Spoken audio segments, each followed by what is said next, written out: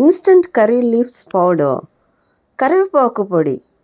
ఇది మీరు కూరల్లోకి, రసంలోకి, సాంబార్లోకి వేసుకోవచ్చు. పిల్లలు కరివేపాకు తీసి పడేస్తుంటారు. ఇలా ట్రై చేసి చూడండి. Welcome to my channel Madhura స్మృతి.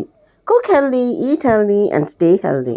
మీకు కావలసినంత కరివేపాకును తీసుకొని శుభ్రంగా కడిగి తడి లేకుండా ఆరబెట్టండి.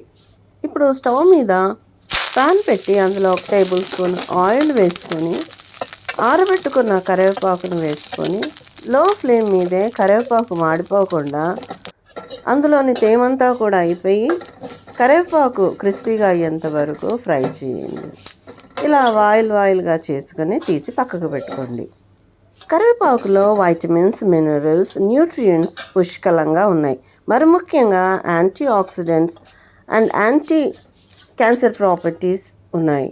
ఇందులో లభించే ఎంజైమ్స్ డైజెస్టివ్ సిస్టమ్ని మెరుగుపరుస్తుంది, బౌల్ మూమెంట్ని రెగ్యులరైజ్ చేస్తుంది, బ్యాడ్ కొలెస్ట్రాల్ని తగ్గించి గుండె పనితనాన్ని మెరుగుపరుస్తుంది, బ్లడ్లో షుగర్ లెవెల్ని కంట్రోల్ చేస్తుంది, ముఖ్యంగా జుట్టుకి, స్కిన్కి నిగారింపునిస్తుంది. ఇందులో లభించే antioxidants and vitamin C immunity సిస్టమ్ని బూస్ట్ చేస్తుంది, క్రానిక్ డిసీజెస్ నుంచి కాపాడుతుంది. ఇన్ని అద్భుతాలు చేసే ఈ కరివేపాకును మాత్రం మనము కూరల్లో కానీ పప్పుల్లో కానీ వేసుకుంటే తీసి పాడేస్తూ ఉంటారు. సో ఇలా జరగకుండా ఇది బెనిఫిట్స్ని రీప్ చేయాలి అంటే ఈ విధంగా పౌడర్ చేసి పెట్టుకోండి. ఈ కరివేపాకు అంతా చల్లారిన తర్వాత చక్కగా పౌడర్గా గ్రైండ్ చేసి పెట్టుకోండి. అంతేనండి, ఎంతో సింపుల్గా అయిపోతుంది.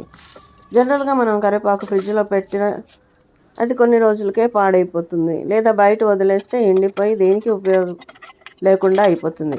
కాబట్టి ఇలా మీరు నూనెలో కనుక ఫ్రై చేసి పొడి చేసి పెట్టుకుంటే మీరు కూరల్లో, సాంబార్లో అన్నిట్లో కూడా వేసుకోవచ్చు.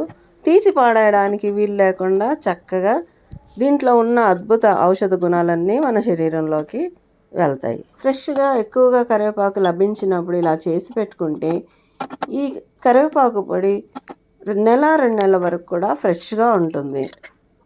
ఈ కరివేపాకు పొడిని యూస్ చేయడం చాలా సింపుల్ అండి. కర్రీ అంతా అయిపోయిన తర్వాత మనం ధనియాల పొడి ఎలా వేస్తామో అలాగే 1 లేదా 2 టేబుల్ స్పూన్లంతా కరివేపాకు పొడిని వేసి కలిపి కర్రీ వాడుకోవడమే. అలాగే సాంబార్లో కానీ రసంలో కానీ వేసుకోవాలంటే అది ఉడికేటప్పుడు 1 స్పూన్ వేసుకుంటే మంచి సువాసన వస్తుంది.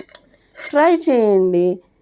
ఈ వీడియోని లైక్ చేయండి, షేర్ చేయండి. మరిన్ని హెల్దీ అండ్ ఇంట్రెస్టింగ్ రెసిపీస్ కోసము నా ఛానల్కి సబ్స్క్రైబ్ చేసుకోండి. Thanks for watching.